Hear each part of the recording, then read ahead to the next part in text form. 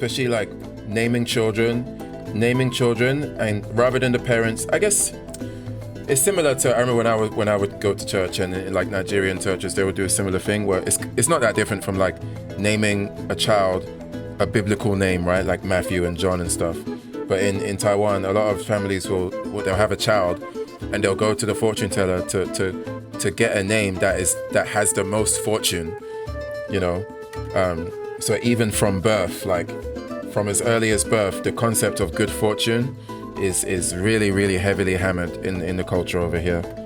I remember I had a co-worker long time ago, and his partner was pregnant, and they were going to have a son. Like they knew it was going to be a boy. And before the baby was born, like let's say a couple of months before the baby was born, my co-worker, his father passed away, right? Like his father was sick for a long time. And so it was just a matter of time before he ended up passing away. So when a few months before the baby was born, or maybe when the baby was born, my co-worker, his name was Gary, he wanted to name the child. He just wanted the child to have one of the Chinese characters from his dad's name in the child's name, right? So like a lot of Chinese names will have 3 characters, like something, something, something. And he wanted at least one of those characters to be, actually no, I think at first he wanted 2 of the characters. Like I think he wanted to have the same name he wanted the boy to have the same name as his passed away father.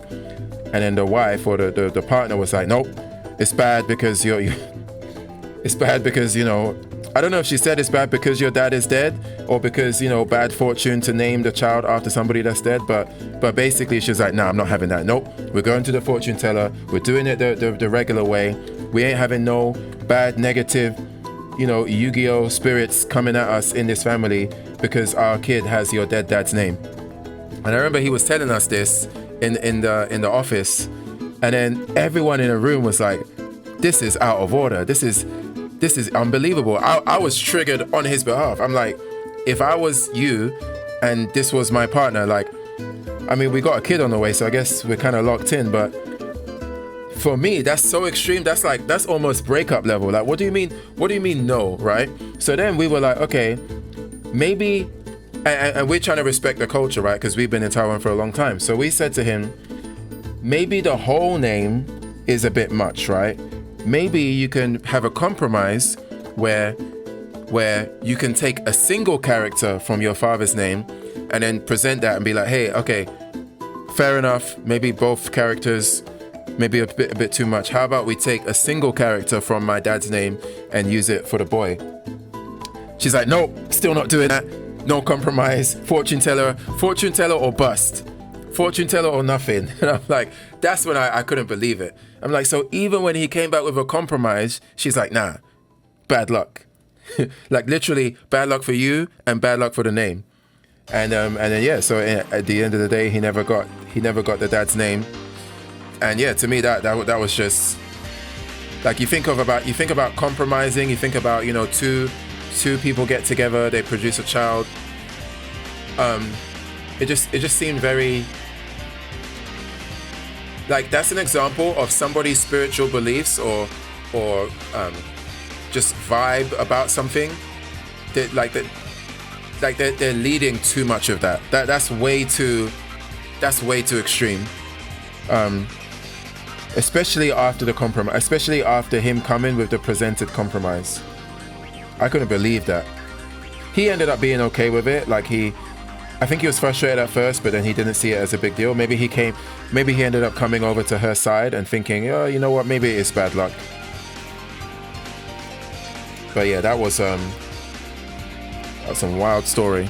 I got lucky that my wife liked the names I came up with, so I won the name war. Nice. Yeah, that's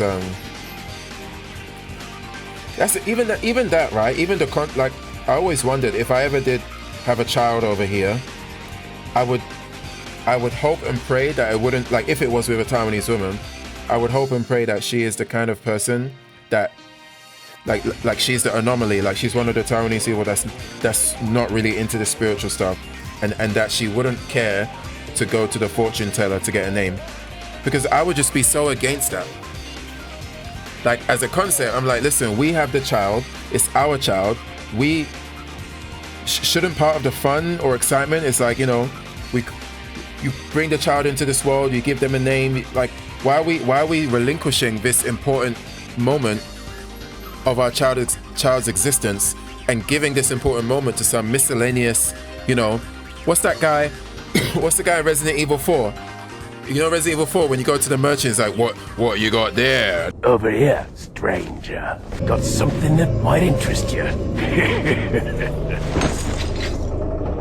And you just see a bunch of names. You know what I mean? Like, I don't think the process should be so trivial. So I reckon if I had a Taiwanese partner that was like that would be something we would fight over. But I think if I was ever dating somebody, the real answer would be, I would,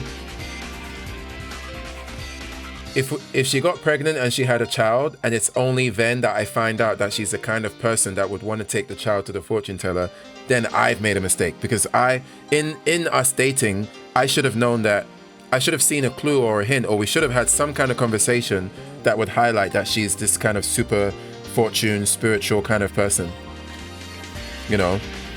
So if I ever got the inkling that this is the kind of person that she is, like if we ever had a conversation and we said, hey, look, if you get pregnant and you have a child, would you want that child to be named by a fortune teller, yes or no?